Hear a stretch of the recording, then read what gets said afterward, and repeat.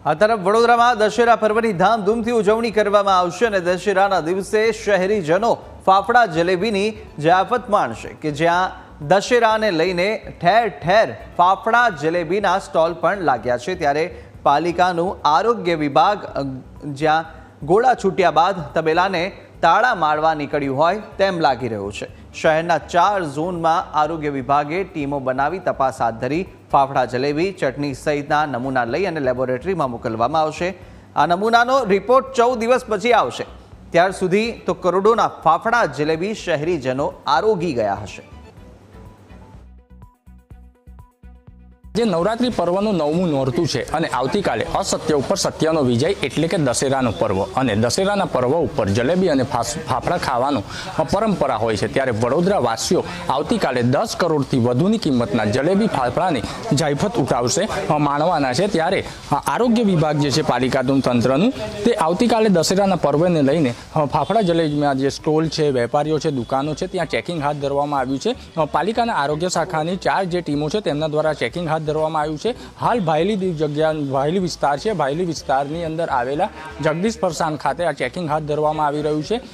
જલેબી ફાફડા સહિત દુકાનનું લાયસન્સ છે, ત્યાં સ્વચ્છતા છે અને સ્વચ્છતા ના હોય તો શેડ્યુલ ચાર્જ પ્રમાણે નોટિસ પણ આપવામાં આવી રહી છે। આપણે આરોગ્ય વિભાગના ફૂડ ઇન્સ્પેક્ટર છે તેમની સાથે વાત કરીશું। આવતીકાલે દશેરાનું પર્વ છે, કઈ રીતનું ચેકિંગ હાથ ધરવામાં આવે?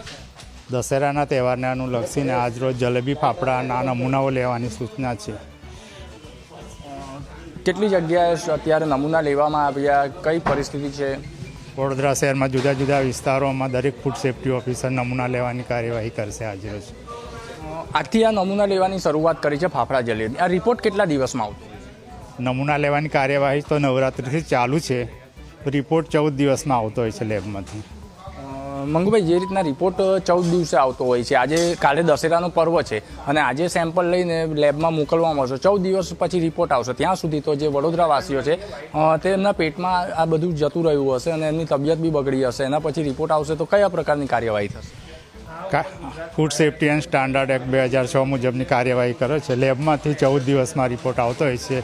રિપોર્ટ આવ્યા પછી સબ સ્ટાન્ડર્ડ અનસેફ એ રીતે આગળની કાર્યવાહી અનસેફ હોય તો કોર્ટ મેટર થતી હોય છે, સબ સ્ટાન્ડર્ડ હોય તો RACમાં દંડ અંગેની કોર્ટ કાર્યવાહી કરવામાં આવતી હોય છે। પણ રિપોર્ટ આવતા પહેલાં તો વડોદરાવાસીઓ ફાફડા જલેબીની જાયફત માની લેશે? કાયદા મુજબ 14 દિવસમાં લેબમાંથી રિપોર્ટ આવતો હોય છે। સ્થળ પર અનહાઇજેનિક કન્ડિશન જોવા મળે તો સ્થળ પર નાશ કરાવવાની કાર્યવાહી કરવામાં આવે છે।